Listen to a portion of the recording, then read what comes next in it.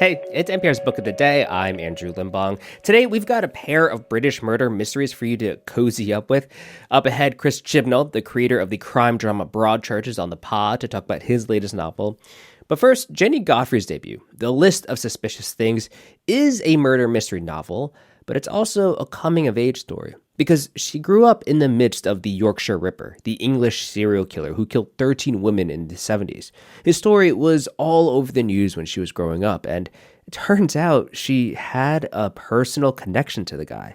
She explains it to NPR's Scott Simon after the break. This message comes from Mint Mobile. Starting at $15 a month, make the switch at mintmobile.com/switch. $45 upfront payment for 3 months. 5 gigabyte plan equivalent to $15 a month. Taxes and fees extra. First 3 months only. See terms. This message comes from Warby Parker. Prescription eyewear that's expertly crafted and unexpectedly affordable. Glasses designed in-house from premium materials starting at just $95, including prescription lenses. Stop by a Warby Parker store near you. It's 1979 and the news in Yorkshire is grim. Mills are closing, families are struggling, and a killer called the Yorkshire Ripper in news accounts has murdered women and is still at large. Miv and Sharon are 12-year-old local girls who get an idea. Miv tells Sharon, "We'll make a list," I said. "A list of the people and things we see that are suspicious. And then we'll investigate them." "And why exactly would we do this?" "Well, if we catch him, we might get the reward the police are offering," I said. "Think of all the things we could buy, all the books and lip glosses and sweets we could want." Sharon's reflection was now smiling at me. "But even if we didn't, think about all the prostitutes we would save." Even though neither of us knew what prostitutes were, I thought the idea of saving others would appeal to Sharon, who was the kindest person I knew. And everyone would know who we were, I said. That is Jennie Godfrey reading from her debut novel, The List of Suspicious Things. Jennie Godfrey joins us now from Somerset in the UK. Thanks so much for being with us. Thank you so much for having me, Scott. It's an absolute privilege. The Yorkshire killings aren't just an event from history for you, are they? No. One of my most vivid childhood memories is of the day that Peter Sutcliffe, the man who was known as the Yorkshire Ripper, was caught, because it came apparent very quickly that my dad both knew him and had worked with him for some time. Tell us about the north of England and Yorkshire at this time. There's a lot of anger at the new Prime Minister, Margaret Thatcher, but the Mills were already in a bad way, weren't they? Yeah, so Yorkshire wasn't the happiest place. The economy was extremely depressed. And Margaret Thatcher, who was a populist right-wing Prime Minister, wasn't welcomed in the north and was seen as somebody who would make things worse for us, which actually did prove to be true. But as you can see from the novel, the kind of humour and stoicism of Yorkshire really shines through. It's very much in the character of the people who live there. And tell us, please, about Miv and Sharon. It's irresistible to wonder how much of you they carry around. Oh, I know some debut novelists don't like the question, is the novel autobiographical? And of course, the events of the novel absolutely are.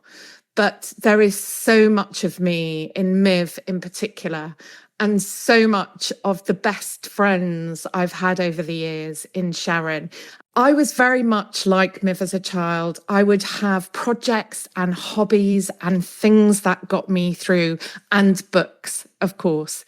I was definitely a child who, when anything was difficult was happening, I would disappear inside a story. And the girls in the book manage the very grown-up and adult threats that are around them through making this list and somehow making it all manageable. Does putting a list together make Miv and Sharon see people suspiciously? Very much so. And it's impossible for me to overstate the impact that the crimes had on young children in the North at the time, because we weren't shielded from the news necessarily. There was no such thing as helicopter parenting. So even as a young child in Yorkshire at the time, I knew about the murders. I knew about the Yorkshire Ripper. And so although the list highlights the suspicious people in the area, there is no doubt that Miv and Sharon would have been looking out for people that might have been suspicious anyway. Mm-hmm. Well, I think, for example, of Mr. Bashir, who I don't hesitate to call the nicest man in the book, always singing Elton John songs. How could they ever find him suspicious, even remotely? Do you know, I'm so glad, Scott, that you loved Omar Bashir. He is so close to my heart, and he's my favourite character. You're not supposed to say that because you're not supposed to have favourite characters. It's like having a favourite child. But I guess what I wanted to come across was, because of the kind of permeating fear created by the murders, we actually did start to look at everybody through a different lens, especially when the police started to put messages out through the media that he is somebody's father, he is somebody's son, somebody knows him. And suddenly we started to look at our friends and family differently as a consequence of that. Yeah. I found myself loving and worried about his son too, Ishtiaq.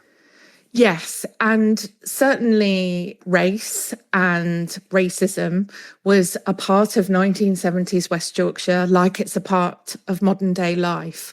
And I felt that I absolutely needed to write about that and reflect it in the book. Ishtiaq and Omar experience a lot of racism throughout the novel, and a lot of acceptance and community as well, thankfully. Yeah. You are a bookseller as well as a novelist? That's correct, yes. So when I started writing the book, I decided that what I would need to do was to understand how books get from writers into readers' hands. So I applied to my local bookshop here in Taunton in Somerset to become a part-time bookseller. And I only actually intended to do it for one Christmas. But it turned out that I absolutely love being a bookseller, because it essentially means I get to talk about books a lot. What do you learn about being a novelist by being a bookseller? What you learn, thankfully, is that there is a book for everybody, that if you write a book, someone somewhere is going to love it. And I was very relieved to discover that. There are so many niche interests that people have in books. It would take more writers than there are in the world to fulfill them. That is very reassuring. You bring this novel to what I'll give you anything away, a stunning conclusion.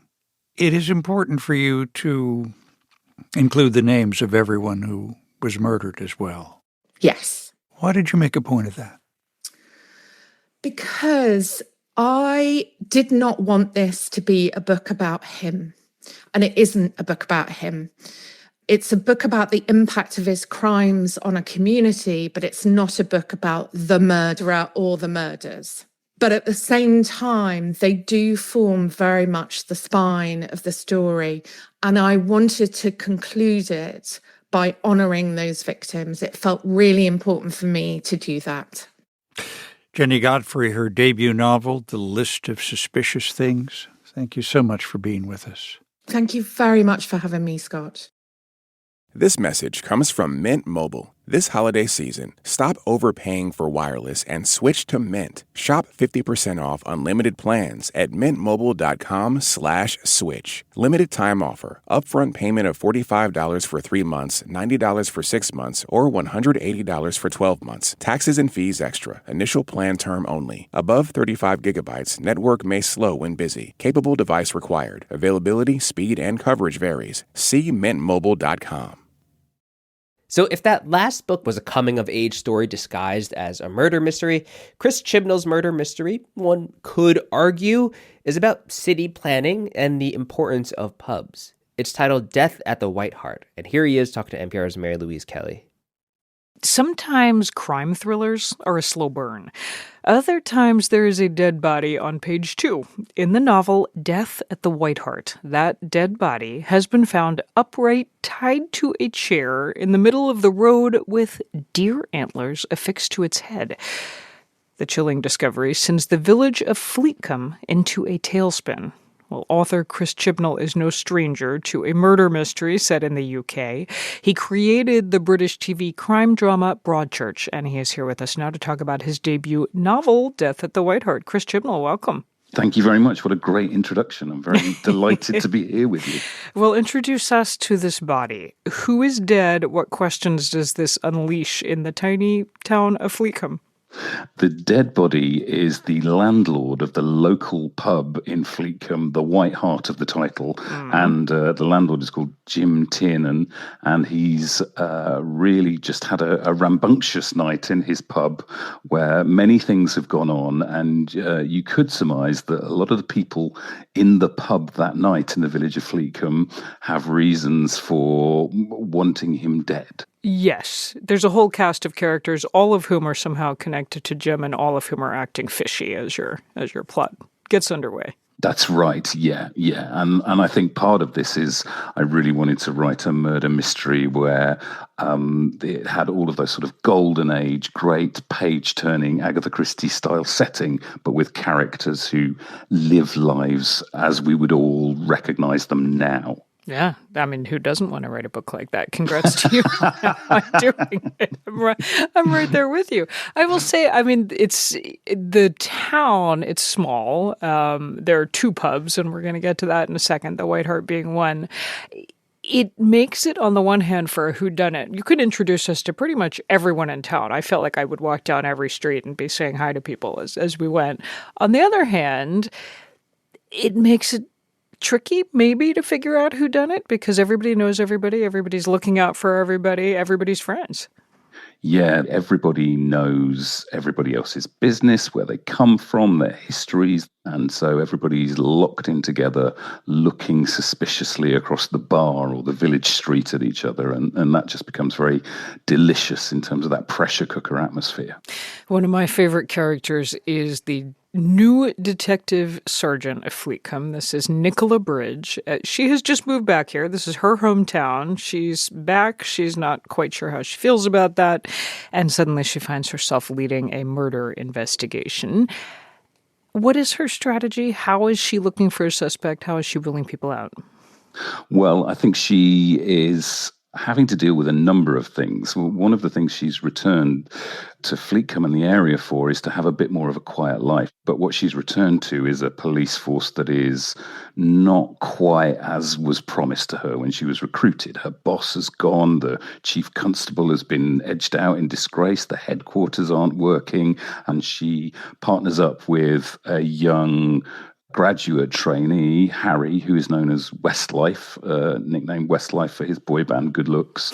And really, I think what she brings in her methodology is simply the knowledge of the area and her understanding of people. So to summarize, she has moved back home looking to quiet down her life, and instead she finds herself with no team and a really grisly homicide where she is the lead investigator. So good luck, Nicola. I love, you mentioned her kind of boy band, good-looking partner, who she keeps saying, look, don't worry about the motive yet. Don't try to figure out the why. Just figure out the facts. What happened, when, where, how, and then we'll figure out the why. It reminded me a little bit of being a reporter, my job. Oh, that's interesting. There's a lot of similarities, isn't there, in terms of that putting the story together, putting the case together and finding the narrative and not jumping to conclusions until you have the facts. So that's really interesting. You kind of identify that.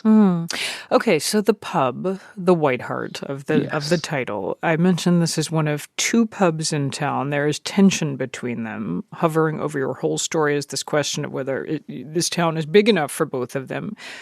Would you describe these pubs and how they function as the heart of this whole community?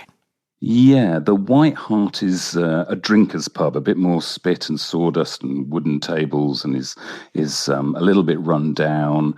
And the other pub in town is the Fox, and that has become a gastro pub and much more known for its food offer, a little bit more modern. And what I wanted to do with that rivalry between the pubs is there's a bit of a crisis of the pub industry in Britain right now. Pubs are closing at a really swift rate. And that sense of the pub as a metaphor for the country and sort of the defining image of British life was something I really wanted to look into. What are pubs for? Why do we want them? What is the thing about gathering in a bar or a pub, and what do we expect from it? And how have they changed over the years? So, in a way, your novel begins and ends with a death at the White Hart. At the start of the novel, it is Jim Tiernan, the pub's owner, who we spend the rest of the book trying to unravel how he ended up in this chair in the middle of the road with deer antlers on his head.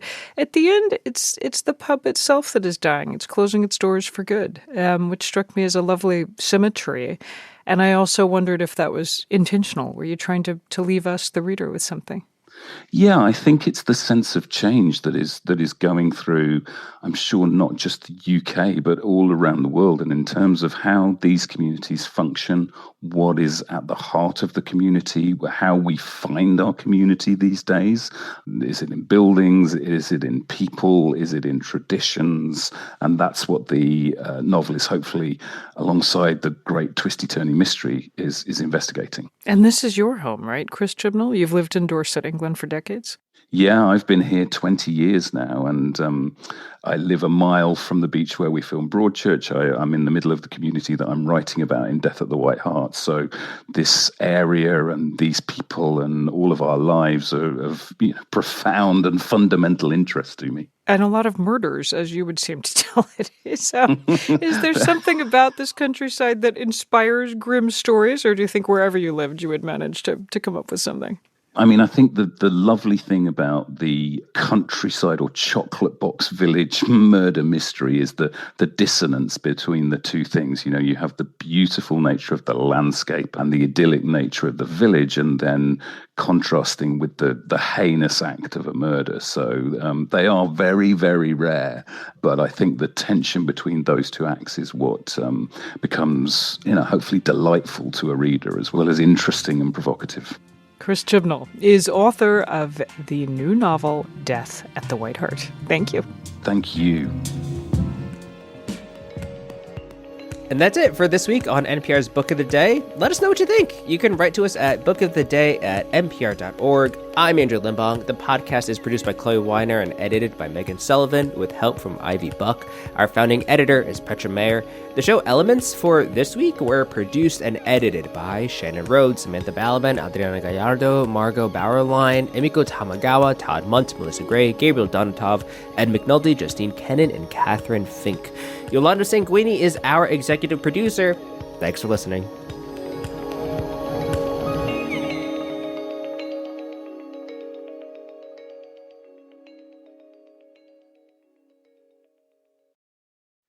This message comes from Jerry. Many people are overpaying on car insurance. Why? Switching providers can be a pain. Jerry helps make the process painless. Jerry is the only app that compares rates from over 50 insurers in minutes and helps you switch fast with no spam calls or hidden fees. Drivers who save with Jerry could save over $1,300 a year. Before you renew your car insurance policy, download the Jerry app or head to jerry.ai/NPR. Support for NPR and the following message come from Spectrum Business, providing connectivity solutions to help your business stay online and on track, delivering fast, reliable internet, phone, TV, and mobile solutions, all backed by 100% U.S.-based support. Spectrum Business offers scalable plans and straightforward pricing to keep your business moving. Spectrum Business, reliable connections, responsive support, and tailored solutions that power your success. Learn more at spectrum.com/business.